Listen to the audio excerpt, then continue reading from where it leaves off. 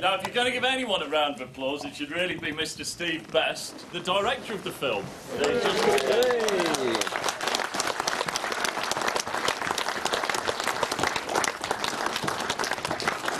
there are some other people as well. We've got, from the end, Susan Hayes, who produced the film. We've got the omnipresent Stephen, who wrangled the zombies for the film. We've got Adele, who was Ella in the film. I was going to say we've got Candy Bloxage, but that just sounded like an anal porn star. We've got Jade Bloxage, who played Candy. Richard Lee O'Donnell. Rick! And Mr. Steve Best. Now, zombie films. I'm going to ask Steve at the beginning.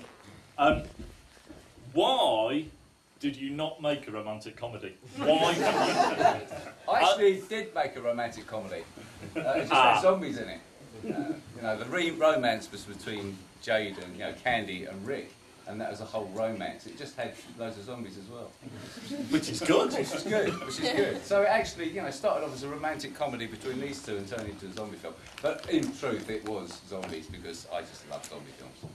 Cool. Ever since I can remember watching my first ever zombie film way back in 1960-something with Plague of the Zombies, I think it was. Hammer Horror. Anybody remember that? Yeah. Scared the bejesus out of me. And ever since then, I've had this love of zombie films and always wanted to make one.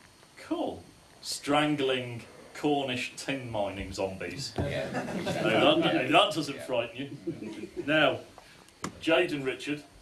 Yes. Hello. Hello. Did you really want to be zombies more than acting as characters in there?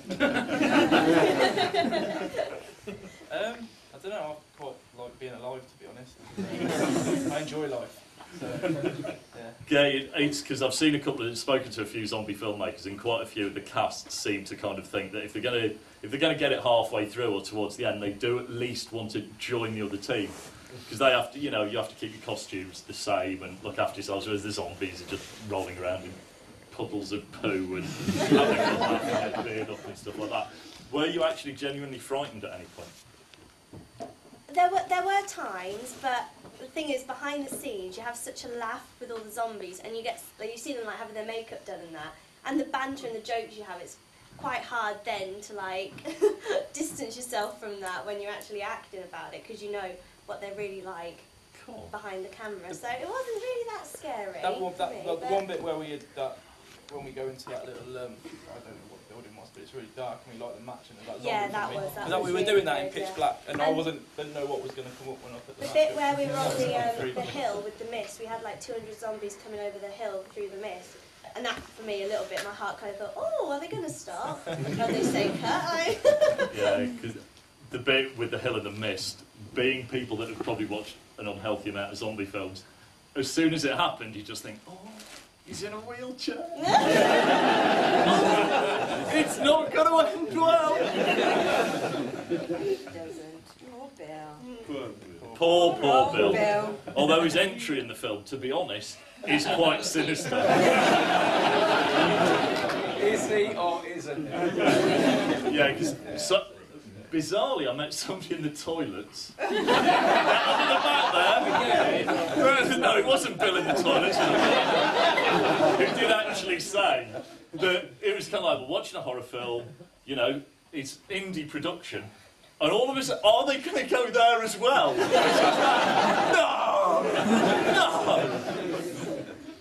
Adele. Hello. Were you scared? No. I'm with Isan. I'm immune. I'm afraid I am horribly immune to zombies now. I work with them on a 24/7 kind of basis nowadays, so... No. Could a zombie ever frighten you? No. Even a zombie with a cock?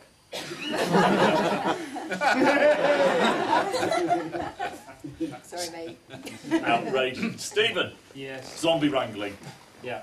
One rule. If you were going to give everybody here, if we were all going to be zombies and you had 30 seconds to tell us what to do, what would you tell us to do? 30 seconds. No arms out like this. Don't do fucking that either. Don't do that in your sound. And not dragging the same leg over and over again. That's it. You're okay with that. Other than that, I've learned everything else from you, Ed, so you can tell them. We actually have a story about, we did a zombie school 2 years ago, which Adele and Steve ran for us, and we're going to be doing something similar for a new zombie film that's in the pipeline that Steve will talk about. And Steve devised a system called DEAD, which is... The DEAD system, yeah. Detached, engaged, active and driven, basically. Four different stages for describing a zombie. And that's how we auditioned a lot of the zombies in the film. People just signed up to newsletters and things like that, but some of the main zombie characters were auditioned through our little zombie school so we could get what we wanted out of them and work that way. So. And the pig. Oh, the pig does not exist. Yeah, it's a running joke for the school people. We had like one of those dog toys that makes the little oinking noise when you squeeze the pig. And we just had one person standing in the corner as a sound source for the zombies to turn to. And as soon as that person squeezed the pig once, and about 30 zombies turn around and which is why the term "the pig does not exist" suddenly sort of sprung up. Susan, yes. What is it like producing a film like this? Because I imagine An absolute nightmare. I was going to say, if it was a romantic comedy that was mainly set in a flat and there was a bit of angst and a third party in a relationship and it was all a bit Mike Lee and shit like that, it'd be easy, but with huge amounts of cast, crew... It took 2 years to make the film. As you can see, we've gone through all seasons throughout. And we had to rewrite certain elements of it because someone would go on holiday or someone was sick that day or something. So that's why actually Tom's character comes back when he was supposed to stay all the way through, and his mum, he gets interrupted by his mum, and he was supposed to be all the way through, and he comes back at the end. And Ella was actually supposed to be in it all the way through for certain reasons. So a lot of rewriting. I think how many scripts were there? 57. I stopped reading them after the script. So yeah, and then we left the biggest scene, which is with the Robin Hood statue to the end, and we had about 200 zombies that day. And I thought, you know what, June. What can go wrong? The weather will be great, it'll be lovely. And this was a year and a half ago now, and it just chucked it down with rain. Then it snowed, then we had hail, then we had glorious sunshine, then it snowed again. So, yeah. But all fun, all the zombies were absolutely fantastic. They just literally just got absolutely soaking wet, and then we just poured blood all over them. It was just, yeah, it was brilliant. It was just, not a complaint was there all the way through. There was no zombies complaining about being cold or uncomfortable or sticky. Every single member of the extra cast all the way through were just phenomenal. And I don't think the film would actually be what it is without the endurance of those people that just sat in the gore, just doing the fun stuff. Too cold. All hours of the morning. All hours of the morning. Now, any questions? Over there. Who did the makeup for it? The zombie makeup was fantastic. We had a whole team of people, there was didn't a we? team, yes. Jane Hyman was the main leader of the makeup team, and she kind of devised the zombie look and then kind of taught. They had makeup sessions all the time and taught. The best one was in your back garden when we were working out what the reflux for the zombies, and we ended up with vegetable soup from Sainsbury's and black food colouring, to the point that one of the crew members nearly vomited in your back garden because we were pretending to do it and she nearly actually did it. But yeah, a whole host of people. We had like 2 Cathys working on it as well. We had Dan doing it occasionally. He was doing all the makeup team was about 10 people at least. Yeah. Cool. Different times. Up at the back. Hi. I wanted to ask, where the carnage all initially started off in the nightclub, was there a specific inspiration in your life to make that happen, and if so, what was it? The inspiration behind that, funny enough, came from 28 Weeks Later, that film, which obviously isn't a zombie film, but 28 Weeks Later, where they were put into the bunker and it all kicked off in there, and now I wanted to sort of transport that into a nightclub. and that's where that idea basically came from. So I haven't been in nightclubs that have actually kicked off like that. Not that I can remember anyway. Have I? I don't know. Maybe I have. Maybe, and I'm just trying to sort of bury it, but I actually wrote it to come out like that. But yeah, it was not a rip-off of obviously 28 Weeks Later, because it's not a zombie film. But it was just basically based on that idea. I wanted that same sort of effect. Was one of the actors in it from Big Brother? Yes. Marcus Aiken was one of the actors from Big Brother. He played a cameo role in that. Yeah, the bloke with the big sideys, if you're not married to somebody who's obsessed with Big Brother. Yeah. The guy who looks like Wolverine, but he's not Wolverine, obviously. We couldn't afford Wolverine, so we went for Big Brother instead. Not cheaper. Any other questions? Yeah, how did you go about like clearing out the streets and stuff to shoot? 5 a.m. 5 a.m. in the morning. Yeah. Just got lucky a lot of the times that there weren't too many people about. We did have some problems. Obviously, we'd have to hang about maybe for half an hour to wait for old ladies with their shopping trolleys to get out of the way. Why old ladies are out with shopping trolleys 5 o'clock in the morning on a Sunday morning, I have absolutely no idea, but you can guarantee there's always going to be an old lady with a shopping trolley waiting for Sainsbury's to open at 8 o'clock. So I don't know what they do between 5:30 and 8, but they do it. Did you not ask any of them if you could make them up? They didn't need to, really, not at all. But also the sensible answer is we also did let the council know and the police know, and obviously we didn't. Which is why you have a producer to make a film to give the sensible answer, and you have a director who comes up with the ideas and the stupid answers. The thing is that people magically appear, because you think you're out in the middle of nowhere, like that scene at the end with the mist, and then suddenly you get dog walkers coming in the field, and you've got someone standing there with a rifle, all these zombies around, and they're like, okay, I'm going to walk the other way. Now, is there anything else zombie related you'd like to talk about, Steve? Yes, there is. Well, that's it. That's it. Strangely enough, I think I probably picked the right event. Our next project is called, working title, ZombieHood Survival. Basically, it takes place a year after ZombieHood finishes, so you can imagine the zombies aren't very fresh by now. Civilization is falling into complete ruin. It's actually, we're working on a pilot for a TV show at the moment. We've done a lot of pre-production work for that. We're actually going to be hopefully bringing Jade back as one of the lead actors, because we don't see her get killed. Unfortunately, Rick, we see his throat ripped out. The only way he can come back is a zombie, which may or may not happen.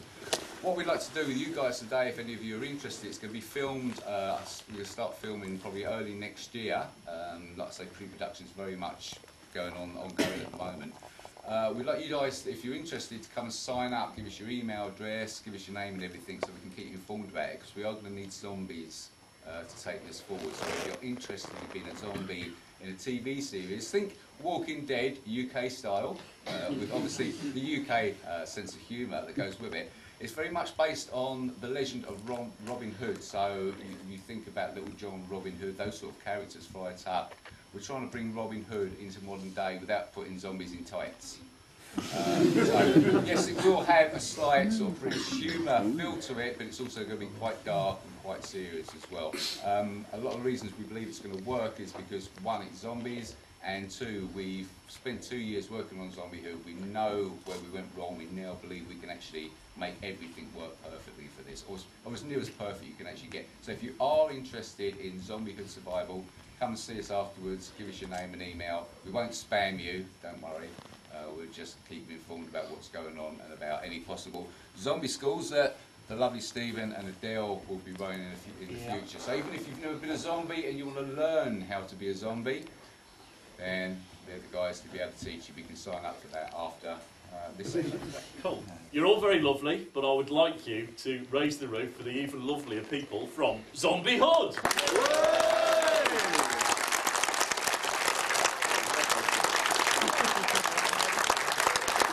Okay, Steve Best, Oh, yeah. director of ZombieHood, yes? Right, yes, that's correct. Okay, how pleased were you with the audience reaction here this evening? I loved it. I thought it was absolutely brilliant. I love the fact that people were laughing at the right points as well, and maybe some other points I didn't expect laughter at, but at the same time I thought, yeah, that's great, they're enjoying it. If people laugh at something, it means they're enjoying it. So that was great. I loved it, yeah. Good. Right.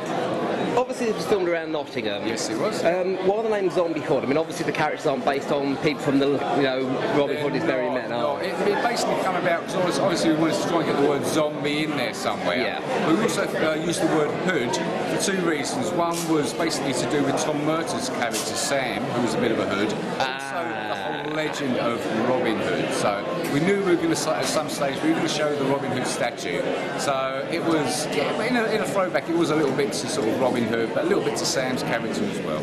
Yeah. Now, Dermot's character, he was a police officer. Yes, that's right. Why did you want to make his character police officer? I mean, nothing to do with, it wasn't a nod to The Walking Dead, was it, Rick, or anything? Nothing to do with that at all. I mean, the idea for this probably came around the time that The Walking Dead was coming out. There was nothing to do with that at all. We wanted to match him up with Sam. So basically we had a police officer in there, we had Sam, and there was a rough terrier. They had a little bit of history. And we wanted him to be a little bit of a boring character as well. He didn't really care about it. Right, so nothing to do with the Sheriff of Nottingham then either? Nothing at all to do with the Sheriff of Nottingham. Okay. Now, I understand you ran a zombie school for people that want to be zombies. Can you tell us a bit about that? Yeah, we ran that before we started filming. We had a couple of schools. Basically, people would come along and they'd be trained how to be zombies. It was run by someone called Stephen Uden, who works for Z, the zombie schools they run. And it was based on DEAD, the dead theory, which was detached, engaged, active and driven. And basically they learned not to put their arms out like that, how to walk as zombies, not just as slow zombies, but also how to act as fast zombies as well. Right, now obviously you used a lot of notable locations around Nottingham, most notably Nottingham Castle itself. Yep. How on earth did you go about getting permission from Nottingham Council, like you traipse zombies all over Nottingham Castle? It was quite easy actually. Nottingham City Council were really good. Whenever we contacted them or we contacted the police, they come back to us pretty quickly. We let them know what we were doing, and because we filmed so many times in and around Nottingham, they got to know us, they got to know who we were, they knew we weren't a threat, they knew it was just fun, and it was actually going to give Nottingham some promotion as well. Right, now the film did have quite a long shooting schedule, didn't it? I mean, you started, what was it, beginning of 2011, and you wrapped, what was it, middle of 2012, was it? It was 2 years to shoot. Right, and that was because you were shooting this in your free time, was it?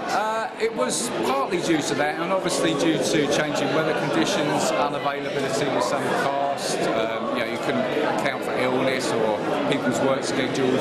So we had to go through 57 rewrites of the script just to deal with people that couldn't turn up or locations that weren't available, or mainly weather conditions.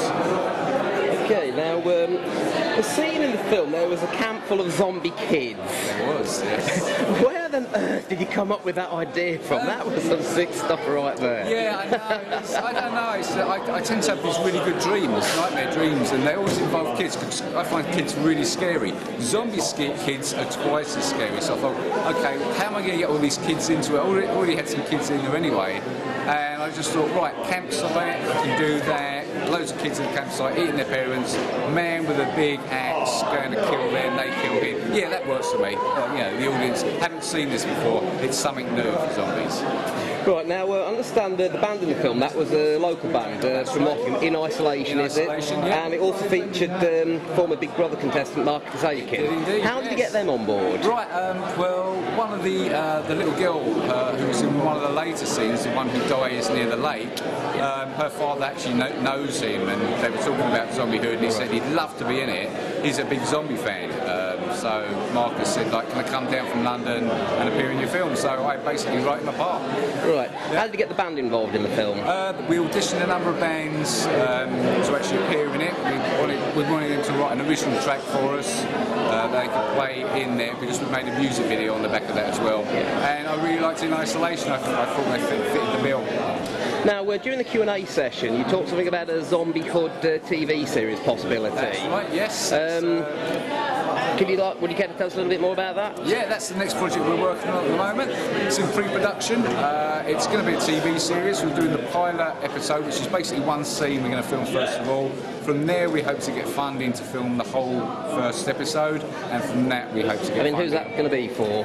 At the moment we don't know. We've spoken to Knots TV, but we're probably looking maybe going to America to actually try and get funding for this. Right, okay. Now, I understand the film's available on DVD and to stream from your website, isn't it? Yes, it is. You can either get it, you can stream it. I think it's about 99p to stream and watch. It's about £1.80 to download and watch, or the DVDs I think are £5 each. So right, okay. Give them the name of your website?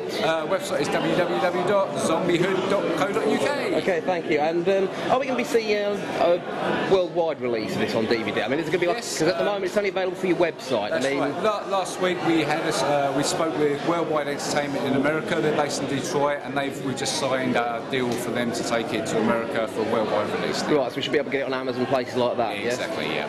Okay, well that's brilliant. I'll look forward to seeing the TV series. Thank you very much for your time. Thank you. Thank you. Cheers.